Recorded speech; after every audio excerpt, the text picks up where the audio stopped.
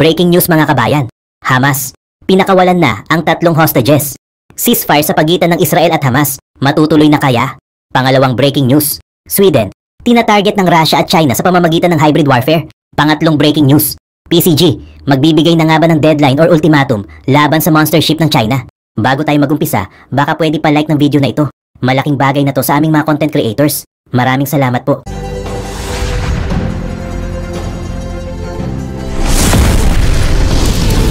Tatlong Israeli hostages ang pinalaya noong linggo bilang bahagi ng pinakahihintay na ceasefire sa pagitan ng Israel at Hamas. Sila ang una sa 33 na inaasahang pakakawalan ng Hamas sa first phase ng deal. Sa tulong ng Red Cross, noong 5:30 PM ang mga hostage ay tinransfer sa IDF at Israel Security Authority. Sila ay nag-cross sa border patungo sa teritoryo ng Israel. Sinamahan ng mga IDF Special Forces at ISA Forces ang mga nirelease na hostage sa Gaza. Ang 3 hostage na pinalaya ay kinumpirma sa kanilang mga pangalan. Ang una ay si Romy Gonen, ang pangalawa ay si Doron Steinbrecher at pangatlo ay si Emily Damari. Sinabi ng mga Israeli authorities na ang mga napalayang bihag ay sumailalim sa mga initial medical evaluations sa isang reception point sa southern Israel. Pagkatapos ng mga pagsusuring iyon, sumakay sila sa isang military helicopter na nakatakda upang dalhin sila sa ibang mga ospital. Opisyal na nagsimula ang ceasefire noong linggo pagkatapos ng almost 3 hours na last-minute delay. Nagpatuloy ang labanan matapos makalagpas ang initially provisioned 8:30 AM local time deadline. Gawa ng ayon sa Israeli military, hindi na-provide ng Hamas ang mga pangalan ng 3 naunang hostage na dapat ay papalayain base sa agreement. Samantala, sa iba pang mga balita, ang Swedish Armed Forces ay naglabas ng isang pahayag ngayong linggong ito na nagwa-warning tungkol sa banta ng hybrid warfare, na nagsasaad na ang Russia, China at Iran ay nagsasagawa ng mga intelligence operations laban sa Sweden at sa mga political, militar at civil authorities ng bansa na dapat ay maging handa para sa indirect at direct threats. Noong linggo, sinabi ng punong ministro ng Sweden na si Ulf Kristersson na habang ang Sweden ay hindi nakikipagdigma, wala rin namang kapayapaan at ang bansa at ang mga neighbors nito ay na-exposed sa mga hybrid attacks. Base sa pagsisipi ng Swedish Chief Force General na si Leif Michael Claesson, ang pahayag ng Swedish Armed Forces ay pinamagatan bilang Hybrid Operations Harm Sweden. Ang hybrid warfare ay hindi magiging mas kind at gentler sa isang form ng isang digmaan. Nilalayo nitong saktan o pahinain tayo at ang ating lipunan, maging ang NATO, sa pamamagitan ng mga deniable, harder to trace and respond na mga aksyon. Sinabi rin ng pahayag na ang Russia, China at Iran ay nagsasagawa ng mga intelligence operations laban sa Sweden.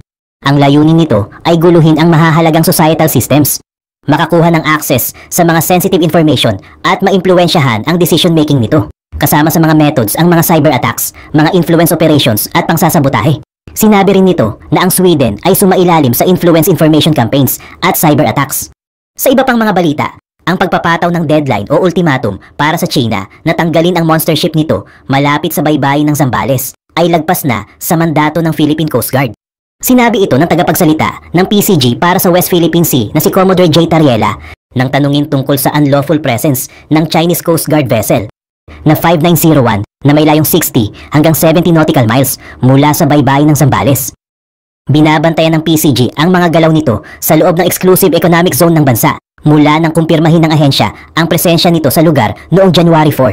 Ayon kay Tariela, tungkol sa misyon ng PCG, ang aming tungkulin ay subaybayan at aktibong i-challenge ang iligal na presensya ng Chinese Coast Guard para hindi nila gawing normal ang naturang unlawful patrol sa loob ng ating EEZ.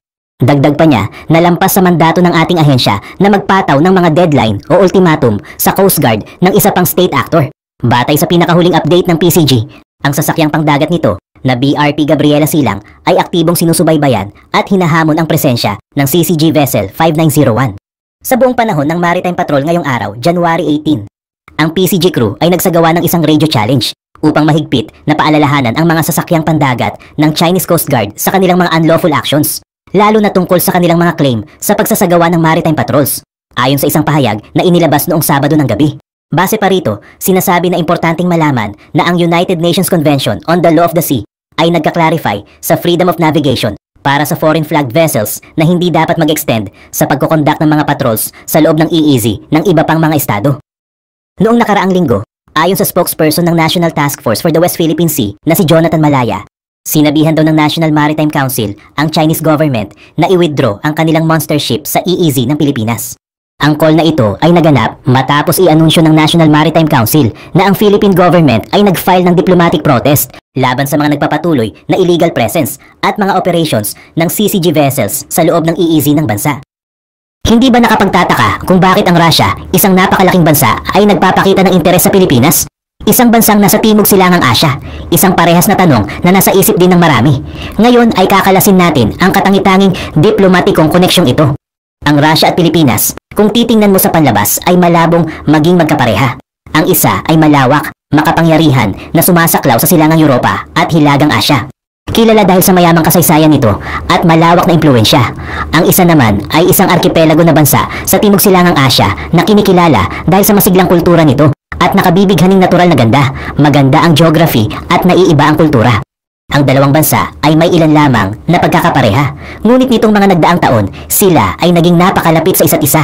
Inaalagaan ang isang ugnayan na nakakaintriga dahil hindi ito lubos na inaasahan. Ano nga ba ang kahalagahan ng ugnayang ito? At ito ang ating tatalakayin sa artikulong ito.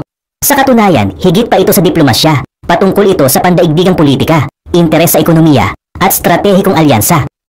Patungkol din ito sa masalimuot na koneksyon sa pangkalahatang mga bansa at ang mga puwersang humuhubog sa ating mundo. Para bang binabalatang muli ang mga bahagdan ng pandaigdigang mga usapin at mas binibigyan ng pansin ang magandang kahihinatnan. Bakit nga ba talaga interesado ang Russia sa Pilipinas? Bakit ang bansang libo-libo ang layo ay mahalaga sa isang napakamakapangyarihang bansa gaya ng Russia? Isang komplikadong tanong na kailangang usisain pa. Sa kasaysayang nag-uugnay sa kanila ang interes pagdating sa ekonomiya at strategy geopolitical. Ang nakakagulat na katotohanan sa likod ng masigasig na pagbibigay ng atensyon ng Russia sa Pilipinas. Para mas maintindihan ang kasalukuyang relasyon ng dalawang bansa, kailangan nating magbalik tanaw sa kasaysayan sa pagitan ng ugnayan ng Russia at ng Pilipinas sa mga huling bahagi ng 19th century. Gayunpaman, hanggang sa 20th century, ang mga ugnayang ito ay hindi naging ganong katibay. Sa panahon ng mga hidwaan, ang Pilipinas na nasa ilalim ng impluensya ng Amerika ay nakikita bilang isang banta o kalaban ng Soviet Union. Ang panahong ito ay minarkahan ng kakulangan ng diplomatikong koneksyon at parehas na kawalan ng tiwala. Ang katapusan ng hidwaang ito ay nagdala ng tila tagapagligtas sa napakalamig na ugnayang ito. Sa unang bahagi ng dekada 90 ay nakita ang pagkatatag ng buong diplomatikong relasyon sa pagitan ng dalawang bansa. Naging bukas sa pakikipag-usap at kooperasyon. Ito ay isang makabuluhang pagbabago sa pangunguna ng kilalang tao sa bansa na si Fidel Ramos, ang presidente ng Pilipinas ng mga panahong iyon, na kinikilala ang kahalagahan ng pag-iiba-iba ng bansa sa international na pakikipag-ugnayan nito. Gayunpaman, sa 21st century ay mas humatak pa ng atensyon ang ugnayang ito. Ang pagkahalal ni Rodrigo Duterte bilang presidente ng Pilipinas noong 2016 ay nagmarka ng bagong kabanata. Ang kaniyang patakarang panlabas ay para lumayo sa Amerika at mapalapit sa Russia at China para maiba naman ang takbo ng bansa. Nang bumisita siya sa Moscow noong 2017 kung saan nakadaupang palad niya ang Pangulo ng Russia na si Vladimir Putin, ay mas lalo pang pinatatag ang umuusbong na ugnayang ito. Ang makasaysayang kontekstong ito ay nagpapakita ng isang relasyong umuunlad sa paglipas ng panahon. Hinihimok ng mga pagbabago sa pamumuno ng geopolitikal na pagbabago. Mula sa mga kalaban at mga kaalyado, ang ugnayan ng Pilipinas at Russia ay mas lalong lumalakas at mas nagiging masalimuot sa paglalatag ng mga batayan sa kasalukuyang kalagayan. Ang makasaysayang bigkis na ito ay nagbibigay ng pundasyon para mas maunawaan ang kanilang relasyon, subalit ang sinasabi nila ay bahagi lamang ng kwento. Ang stratehikong lokasyon ng Pilipinas sa Timog Silangang Asya at ang likas na yaman nito ang naghimok sa Russia para gawin itong kaalyado at nagpapahiwatig ng mas malalim na motibasyon sa likod ng mas yumayabong nilang samahan. Ang nakaraan ay napakatingkad, ngunit paano naman kaya sa kasalukuyan? Ating explore ang interes sa ekonomiya. Ang salapi ay mas malakas pakinggan kaysa sa mga salita sa mga usaping pandaigdig at gawain na pinatutunayan ng Russia at Pilipinas. Sisirin ang mundo ng ekonomiya at makikita ang hindi maayos at malinaw na mga kasunduan sa pakikipagkalakalan, pamumuhunan at sektor na naging dahilan ng pagsisimula ng relasyon ng dalawang bansa. Magsimula tayo sa kalakalan sa mga nagdaang taon. Ang Russia at Pilipinas ay naiuugnay sa ilang mga mahahalagang kasunduan sa pakikipagkalakalan. Ang mga kasunduang ito ay hindi lamang nagbukas ng pinto para sa pagtaas ng kooperasyong pang-ekonomiya para mapadali ang palitan ng mga kalakal at serbisyo sa pagitan ng dalawang bansa mula sa mga tropikal na mga bunga at mga makina. Ang saklaw ng kalakalan ay magkakaiba at patuloy na lumalaki. Ngunit, ang pakikipagkalakalan ay napakaliit na bahagi lamang dahil ang pamumuhunan ay higit na mas malaki ang ginagampanan. Ang ilang mga company sa Russia ay nagsisimula ng mas mamuhunan sa Pilipinas Partikular sa mga sektor na gaya ng sa enerhiya, infrastruktura at teknolohiya. Ang mga pamumuhunang ito ay hindi basta-bastang gawaing pangnegosyo, kundi isang madiskarteng pagkilos na naglalayon ng isang malakas na pang-ekonomiyang panghahawakan sa rehiyon. Bukod doon, ang interes ng Russia sa likas na yaman ng Pilipinas ay hindi nalihim. Ang Pilipinas ay mayaman sa mga mineral gaya ng tanso, ginto at nikel na siyang pinakamahalaga sa industriya ng Russia. Sa katunayan, ang ilang mga company ng minahan ng Russia ay nagsasagawa na ng operasyon sa Pilipinas. Lalo pang pinapalakas ang kanilang ugnayang pang-ekonomiya dahil dito. Gayunpaman, ito ay hindi patungkol sa pagkuha, ito ay tungkol sa pagbibigay. Tinutulungan ng Russia ang Pilipinas sa iba't ibang sektor. Halimbawa, ito ay nagbibigay ng suporta sa pag-unlad ng industriya ng nuclear power sa bansa na isang mahalagang hakbang sa pagsasarili sa enerhiya para sa Pilipinas. Bilang kapalit, ang Pilipinas ay nag-aalok naman sa Russia ng isang stratehikong daanan sa Timog Silangang Asya, isang rehiyon na may mabilis na lumalagong ekonomiya at populasyon. Ito ay sinamahan pa ng Pilipinas kung saan napakapabor at maiging magnegosyo. Dahilan, para maging mas nakakainggan yung destinasyon ito sa mga Ruso para magnegosyo. Ang mga ugnayang pang-ekonomiya ay mahalaga, subalit may mas higit pa sa ugnayang ito kaysa sa nakikita ng lahat. Lutasin natin ang mga geopolitical na mga stratehiya. Sa larangan ng pangkalahatang pakikipag-ugnayan, lahat ng kilos ay nakadepende sa ginagawa ng Russia sa Pilipinas. Sa larangan ng geopolitical na mga estratehiya, ang Pilipinas, sa kabila ng geographic na distansya nito mula sa Russia, ay may madiskarteng kahalagahan na mahirap baliwalain. Matatagpuan ito sa Timog Silangang Asya. Nagsisilbi itong kritikal na daanan patungo sa rehiyon ng Asia Pacific, isang rehiyon na lalong kinagigiliwan ng Russia.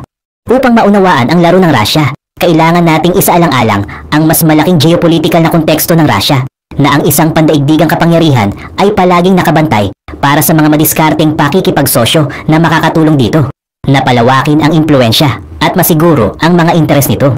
Dahil dito, ang Pilipinas na may estratehikong lokasyon at potensyal para sa paglago ay nagpapakita ng isang kaakit-akit na pagkakataon. Ang isang aspeto ng estratehiyang ito ay kinabibilangan ng mga alyansang militar, habang ang Pilipinas ay tradisyonal na naging matatag na kaalyado ng Estados Unidos. Sa mga nagdaang taon, uminit ang ugnayan ng Pilipinas at ng Russia.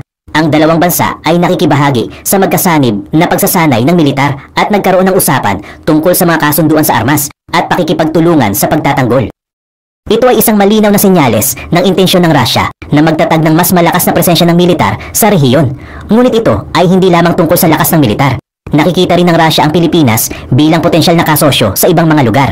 Halimbawa, nagkaroon ng maraming usapan tungkol sa pakikipagtulungan sa mga proyekto sa enerhiya at infrastruktura. Ito ay bahagi ng mas malawak na diskarte ng Russia upang pag-iba-ibahin ang ekonomiya nito sa ekonomiya at bawasan ang pag-asa nito sa mga kanluraning pamilihan.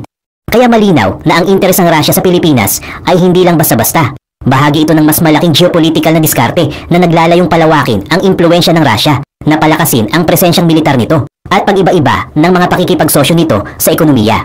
Ang mga estratehiyang ito ay nagpapakita ng mas malalim na motibo sa likod ng interes ng Russia. Ngunit ano ang ibig sabihin ng lahat ng ito? Tulad ng nakita natin na ang interes ng Russia sa Pilipinas ay hindi isang basta-bastang pangyayari, ngunit isang mahusay na kalkuladong hakbang na pinagbabatayan ng makasaysayang ugnayan ng mga pang-ekonomiyang interes at geopolitical na mga estratehiya. Ang Pilipinas na may estratehikong lokasyon nito sa Timog Silangang Asya ay nagsisilbing pinto para sa Russia upang mapataas ang impluensya nito sa rehiyon. Sa kontekstong pangkasaysayan, pinalalakas ng Russia at Pilipinas ang ugnayang diplomatiko at kultural na isang pundasyon na naging daan para sa mas malalim na pagtutulungan. Sa ekonomiya, ang Pilipinas ay nagpapakita ng napakaraming pagkakataon para sa Russia, partikular na sa mga sektor tulad ng pagtatanggol sa enerhiya at infrastruktura. Ang mga geopolitical na estratehiya ay magkaparehong makabuluhan sa pamamagitan ng pagpapalakas ng ugnayan sa Pilipinas. Maaaring ipanimbang ng Russia ang dominasyon ng mga may kapangyarihan sa parteng kanluran, partikular na ang Estados Unidos sa rehiyon. Ito ay isang laro ng chess sa pandaigdigang yugto at bawat galaw ay mahalaga. Ang mga implikasyon ng lumalagong relasyon na ito ay sari-sari para sa Russia. Ang Pilipinas ay nag-aalok ng isang paraan upang palawakin ang pandaigdigang pag-abot nito. Pag-iba-ibahin ang mga pakikipagsosyo nito sa ekonomiya at makakuha ng isang estratehikong kalamangan sa rehiyon ng Asia Pacific. Para sa Pilipinas, ang interes ng Russia ay nagbibigay ng mga pagkakataon para sa paglago ng ekonomiya sa iba't ibang uri. Nag-aalok din ito ng pagkakataong magamit ang posisyon nito na gumaganap ng isang mas makabuluhang papel sa international na relasyon. Ang pandaigdigang tanawin ay hindi static at ang umuusbong na relasyon na ito ay may potensyal na baguhin ang geopolitical na paggalaw sa rehiyon. Ito ay isang testamento sa pagkakaugnay ng ating mundo at kung paano ang isang pagunlad sa isang sulok ay maaaring magdulot ng gulo sa buong mundo. Ang masalimuot na ugnayan sa pagitan ng Russia at Pilipinas ay isang kwento na patuloy na naglalahad ng mga implikasyon na malayong naaabot hindi lamang sa dalawang bansang ito, kundi sa mas malawak na international na komunidad. Sa ingranding pamamaraan ng mga bagay, ito ay paalala kung paano ang mga pandaigdigang gawain ay isang masalimuot na koneksyon ng mga diskarte sa pakikipag-ugnayan at mga interes ng bawat bansa. Gaano man ito kalayo o magkaiba ay may papel na ginagampanan sa pandaigdigang salaysayang ito.